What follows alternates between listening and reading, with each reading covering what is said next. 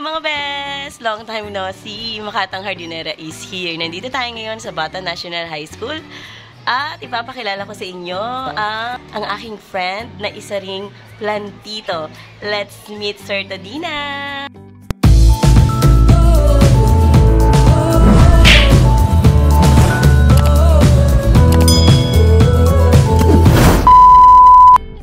Hello, Sir Tadina! Yan. Ano ba tong lugar na to, Sir Tadina? Ito yung munting hardin ko. Ngayon, nandito ako at nagko-cultivate para mas lalong mapayabong ang aking mga halaman. Pwede mo bang ipakilala sa akin yung mga halaman na nasa harapan mo ngayon? Una, ito yung akala mo hindi siya maganda, pero pag nilapitan mo, mas makikita mo ang tunay na ganda ng halamang ito. At ito ay tinatawag na Bronze Homalomena. Okay. Iba pala yung Homalomena Burgundy. Bronze pala yan. Okay. Ano pa, Sir Tadina? At ito naman ay ang aking Green Sensation. Ayan, Green Sensation. Nakikita niyo po, ito ay mga family ng Peace Lily yan, no? Yes. Family ng Peace Lily. Farm ng Peace Lily. Mayroon din po akong Nakita mo na yung bulaklak niyan? Hindi pa. Yung malaki. Medyo malaki. Anong color ng bulaklak niya? Green or white? Puti. White. Sige. Mayroon din akong variegated sensation. Wow! Variegated, may halong puti yung mga dahon. Okay? Kung nakikita ninyo, mas maganda siya dahil may puti. Ito, natural na green lang. Okay. Yung nasa likod. Ayun o, yun yung malaking yun. Ano naman yung halaman na yan? Orlando. So, mahilig ka pala sa philodendron. Kakaunti, pa lang to, panimula pa lang. Panimula pala. Ito naman ay jungle boogie. Jungle boogie? Hindi ko masyadong, parang hindi siya boogie. Sige. Jungle boogie daw. Jungle boogie daw. Ayan, nasa likod. Ito naman yung aking... Wow! Ano tawag ganito na? I forgot. Painted Lady. Painted Lady. Yeah. Okay, yun. Painted Lady, napakaganda, oh. No. Ayan. Napakaganda niya. Kahawit siya ng Prince of Orange and Marmalade. Okay. Kaya lang yung orange, parang makikita mo talaga yung pagka-orange sa mga dahon. Ay, nasa likod. Ito naman yung big or tinatawag ng giant giganto or giganto. Okay. Dalawa yan? Pareha silang variety?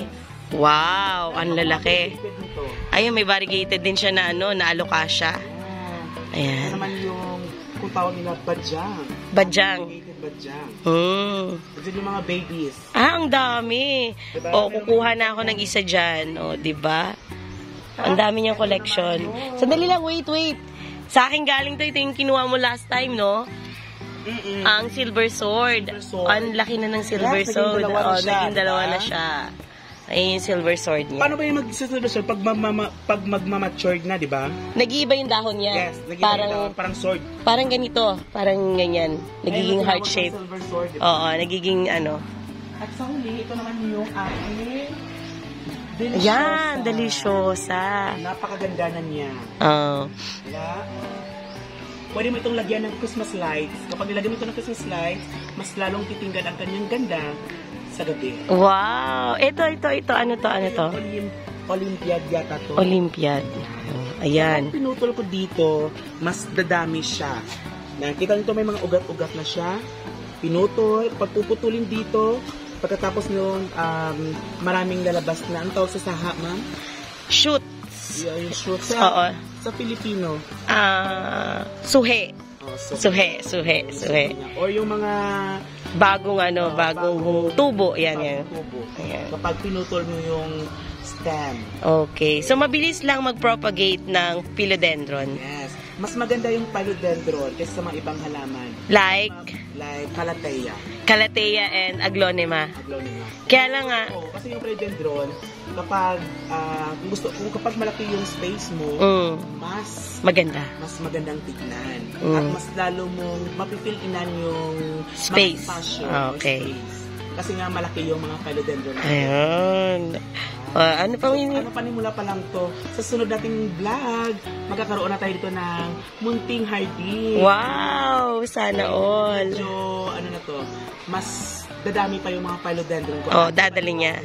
Oh, meron siyang constellation at marami pang klase ng variegated na philodendron. Kasi collector talaga siya ng philodendron. At during pandemic, iyan yung kinahihiligan niya. Ah, di ba? Salamat po. Ayan, maraming salamat, Sir Tadina.